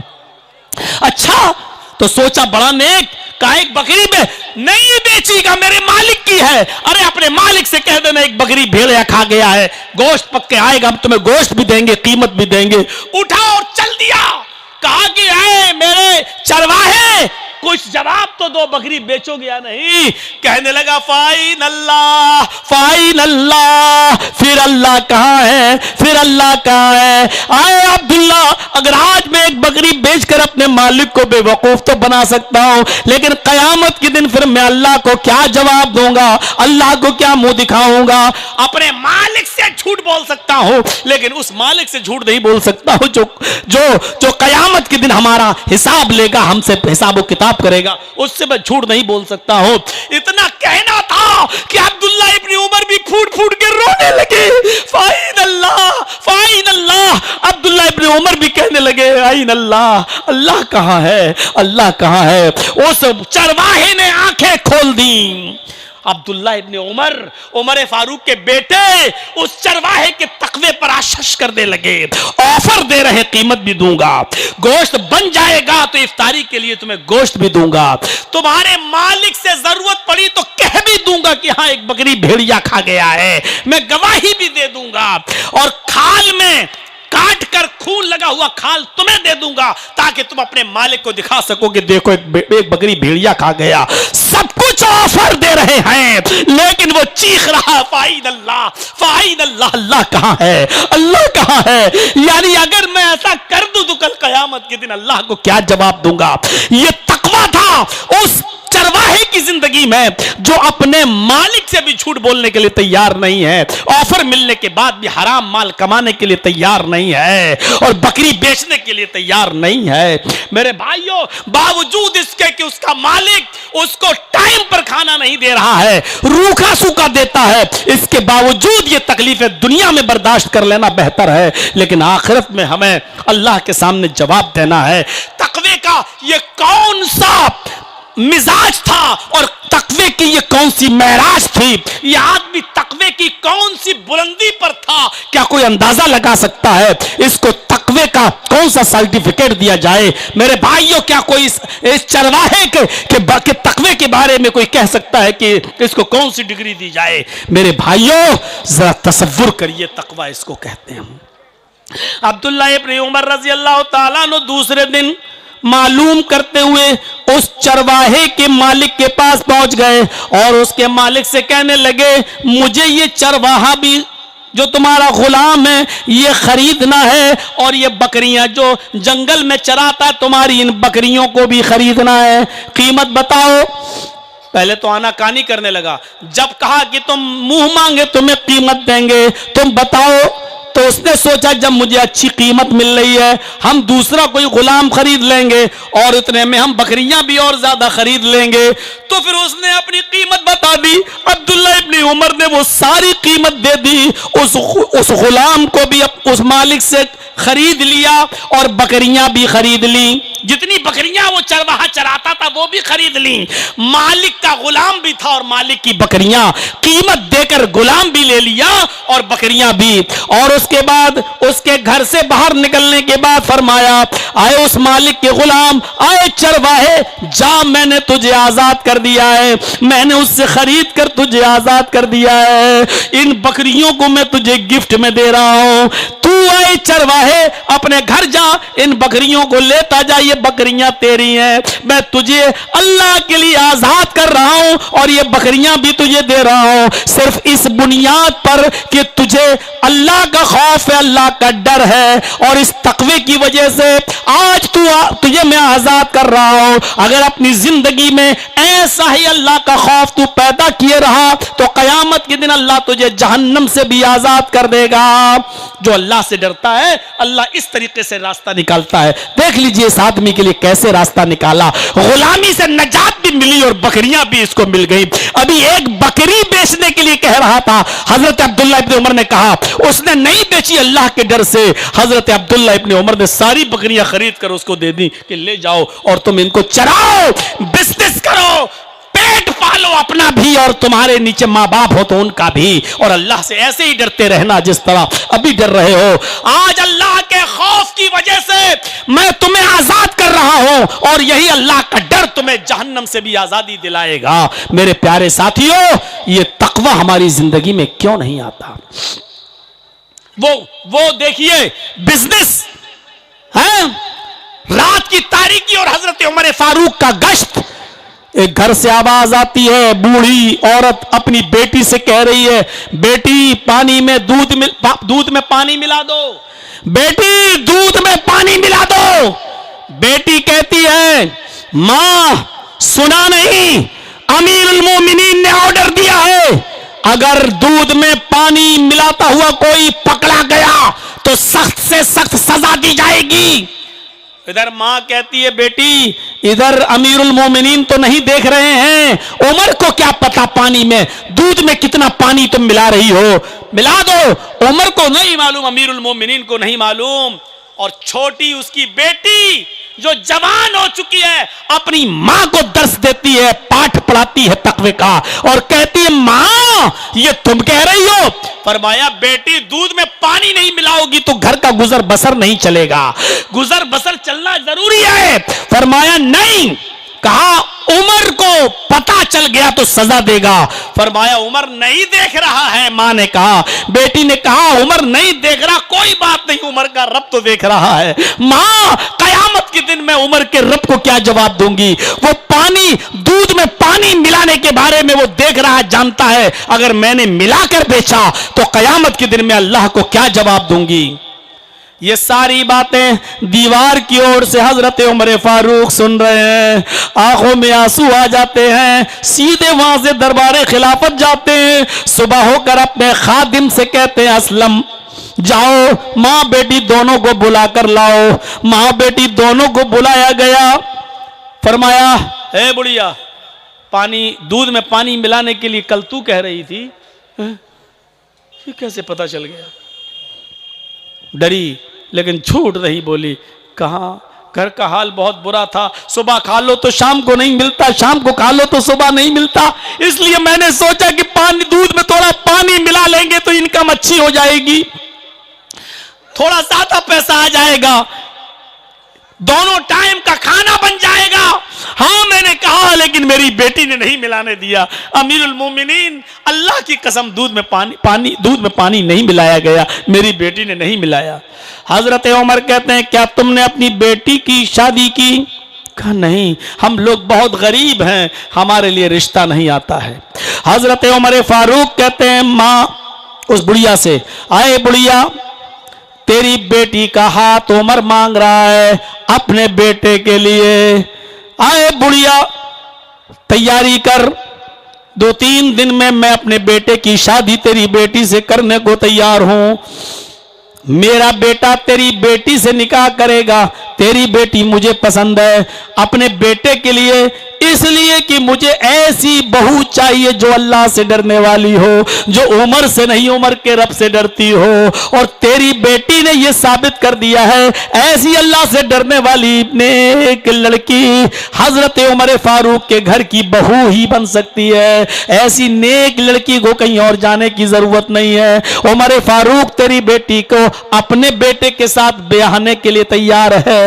मेरे भाइयों उसी जगह पैगाम दिया, और 2-3 दिन के बाद हजरत उमर ने अपने बेटे का निकाह उस लड़की के साथ जो दूध में पानी नहीं मिलाई, इसलिए कि उमर छोड़ो, उमर का रब तो देख रहा है, उमर के रब का डर था उसके अंदर। हजरत उमर ने ऐसी लड़की को अपने घर की बहू बना लिया। आप किसको बहुएं बना रहे हो? कौन सी लड़कियां ढूंढते हो अपने बेटों के लिए? उस तरफ जाऊंगा तो बात आगे बढ़ेगी, मेरे मौजू से भी हम हट जाएंगे, लेकिन देखिए लड़कियों का इंतखाब कैसा हो रहा है, देखिए आज हम अपने बेटों के लिए कौन सी लड़कियां ढूंढ रहे हैं, क्या क्या तलाश कर रहे हैं, और शादियों में कितनी खुराफातें हमने अपने समाज के अंदर दाखिल कर दी हैं। ये गौर करने की बात है, सोचने की बात है। समाज के तमाम लोगों को सर जोड़कर बैठें और सोचें। ये था तकवा, ये थी परहेजगारी। इमाम अहमद इब्न हंबल रहमतुल्लाह अलैह के पास एक बूढ़ी औरत आती है। इमाम अहमद इब्न हंबल रहमतुल्लाह अलैह के पास एक बूढ़ी औरत आती है। बूढ़ी लाठी टेकती हुई, कमर झुकी हुई, और आती है और एक मसला पूछती है, और नौजवानों सुनो, आओ, मैं जानता हूं कि 4:20 हो चुका है, आपका सब्र का बांध टूट चुका है, और हकीकत यह है कि इतनी रात तक कोई सब्र के साथ नहीं बैठ सकता है। ये सब चीजें सोचना चाहिए सबको, मुदर्रिसों को भी, कमेटी को भी, सबको। क्या पूरी रात का जमाना खत्म हो चुका है? अब रात के 12 बजे और 1 बजे से ज्यादा जलसे कामयाब नहीं हो रहे हैं, अब नहीं चलते हैं। उसी हिसाब से सेटिंग बनाइए, 8 से 10 चंदा कीजिए, या और 10 से 12 खास प्रोग्राम करा के जलसे को खत्म करवाइए। बहुत ज्यादा चले तो 1 बजे तक जलसा चले। देख लीजिए कल का जलसा नहीं, लास्ट में हुआ, इंतजार किए लोग, लेकिन उधर भी हमें 1 बजे टाइम मिल गया था मेरे भाइयों, और 3:15 बजे 1:30 बजे टाइम मिला और 3:15 बजे तक जलसा चला। आधे लोग जा चुके थे क्योंकि अब नहीं बैठते हैं। ये मैं अपना तजर्बा बतला रहा हूं। दौर था, लोग सुबह तक सुनते थे, लेकिन अभी 2-3 सालों से ये दौर ऐसा चला कि अब 12 और 1 बजे के बाद महफिलें खत्म होने लगी हैं। हर जलसे में अब लोग पूरी रात नहीं बैठ रहे हैं। लोगों के मिजाज को देखते हुए हमें ऐसा सिस्टम अपनाना पड़ेगा कि ये जलसे 12 और 1 बजे तक खत्म हो जाना चाहिए, ताकि थोड़ा सा आराम करें और फिर फजर में लोग आ सकें। हजरत इमाम अहमद इब्न हंबल के पास वो बूढ़ी औरत आई। अगर आप अंसारी हैं तो इस वाक़े को अच्छी तरह समझ सकते हैं। वो आकर मसला पूछती है अहमद इब्न हंबल से कि इमाम साहब, मुझे एक मसला जानना है। कहा क्या? कि मैं चरखा चलाती हूं, मैं सूत काटती हूं, चांदनी रोशनी होती है चांद की, तो मैं चिराग नहीं जलाती हूं, मैं चांद की रोशनी में सूत काटती हूं रात में। और जब चांद अंधेरा हो जाता है, अंधेरी रातें, और चांद की रोशनी जब हमारे आंगन में नहीं आती है, तो मैं चिराग जलाकर सूत काटती हूं, और दोनों की कीमत मैं कस्टमर से एक ही लेती हूं। यानी मान लो, एक मिसाल दे रहा हूं, 10 रुपया इतने सूत को काटूंगी तो 10 रुपया। तो मैं जब चिराग नहीं जलता, चांद की रोशनी आती है, उस वक्त मैं चिराग नहीं जलाती हूं, चांद की रोशनी में सूत काटती हूं, उसका भी मैं 10 रुपया लेती हूं। और जब अंधेरी रातें होती है, चिराग जलाती हूं, उसमें मेरा तेल भी खर्च होता है, और उसमें जो सूत फिराती हूं, सूत काटती हूं, उसका भी 10 रुपया। तो क्या ये मेरे लिए नाजायज तो नहीं है?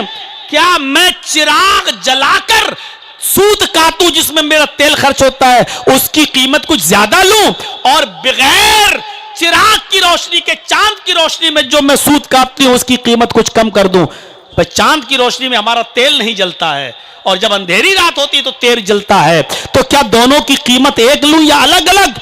इमाम अहमद इब्न हंबल फरमाते हैं, मां, बेहतर यही है कि तुम दोनों कीमतों में फर्क करो, इसलिए कि चिराग जब जलाती हो तो तुम्हारा तेल भी जलता है, उसमें तुम्हारे पैसे भी खर्च होते हैं, प्रॉफिट कम होती है, और जब चांद की रोशनी होती है तो उसमें तुम्हारा चिराग नहीं जलता। जब दोनों की कीमत एक ही लेती हो तो ये सही नहीं है, ये जायज नहीं है तुम्हारे लिए।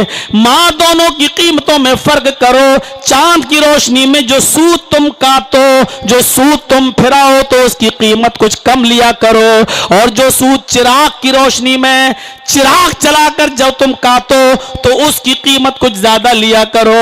इमाम अहमद इब्न हंबल ने जब ये मसला बताया तो वो औरत वहां से उठी और जाने लगी। जज़ाकुमुल्लाहु खैरन वो अहसनल जज़ा कहते हुए वो औरत, वो बूढ़ी औरत उठी और जाने लगी। अहमद इब्न हंबल रहमतुल्लाह अलैह रोते हैं और लोगों से पूछते हैं, आज तक ऐसी बूढ़ी और कब्र में पैर लटके हैं और लाठी लेकर चलने वाली औरत भी हमारे समाज में इतनी तकवे वाली है, अल्लाह से इतने डरने वाली है कि वो ये पूछने आई है कि चिराग की रोशनी में सूत काटूं तो उसकी कीमत कुछ ज्यादा लूं या कम, और चांद की रोशनी में जब सूत काटूं तो उसकी कीमत बराबर लूं या ऊंची नीची। आज भी ऐसी औरतें जिंदा हैं, ऐसी बूढ़ी औरतें। अरे ये कौन औरत है? किसी ने बताया ये काजी बशीर साहब की बहन है। ये आरिफ बिल्लाह नेक इंसान काजी जो इस इलाके के काजी रह चुके हैं, जज रह चुके हैं, जिन्होंने फैसले सुनाए, उनकी बहन एक जज की बहन है, लेकिन सूत काट कर अपना गुजर बसर चला रही है। और बुढ़ापे में 85-90 साल की उम्र में भी वो सूत काट रही है। तो मसला पूछती है, अपना चिराग जलाकर अगर सूत काटूं तो उसकी कीमत, और चांद की रोशनी में सूत काटूं तो उसकी कीमत में कुछ फर्क करूं या बराबर बराबर लूं, दोनों की कीमतें एक लूं या अलग अलग लूं। ऐसी नेक औरतें आज भी जिंदा हैं। अहमद इब्न हंबल शश करने लगे कि ऐसी बूढ़ी औरतें आज भी जिंदा हैं। कौन है? किसकी बेटी है? बताया गया ये काजी बशीर साहब की बहन है जो यहाँ मनसब कुज़ात संभाले हुए थे, काजी का मनसब संभाले हुए थे। यानी उस जज साहब ने भी अपनी जिंदगी में इतना नहीं कमाया कि वो अपनी बहन को कुछ देके जा सके। उनकी बहन बुढ़ापे में मेरे भाई रोजी रोटी कमा रही हैं और तकवे का हाल ये कि पूछ रही हैं कि हम दोनों की कीमत एक लें या अलग अलग लें। ये तकवे की जिंदगी है मेरे भाइयों। हमारे समाज में तकवा आना चाहिए, हमारी जिंदगियों में तकवा आना चाहिए, हमारी नमाजों में तकवा आना चाहिए, हमारे रोज़ों में तकवा आना चाहिए। गर्ज ये कि हमारी पूरी जिंदगी में तकवा आना चाहिए। तकवे के ताल्लुक से ये चंद बुनियादी बातें हमने आपके सामने रखी हैं। इस दुआ के साथ आपसे रुखसत होता हूं कि इलाहुल आलमीन हमारी खताओं को माफ फरमा दे, हमारे गुनाहों को बख्श दे, हमें मुत्तकी और परहेजगार बना दे। तकवा हमारे हमारे हमारे मुआशरे में कूट कूट के भर दे, हमारी रग रग में भर दे। इलाहुल आलमीन हमें अपनी जात से डरने वाला बना दे, खौफ खुदा हमारे दिलों में पैदा फरमा दे। इलाहुल आलमीन जब तक तो हमें जिंदा रख, इस्लाम पे जिंदा रखना, और जब हमारा खात्मा हो तो ईमान पर हमारा खात्मा फरमाना। वमा अलैना इल्लल बलागुल मुबीन व आखिरु दावाना अनिल हम्दुलिल्लाहि रब्बिल आलमीन। अस्सलामु अलैकुम व रहमतुल्लाहि व बरकातुहू।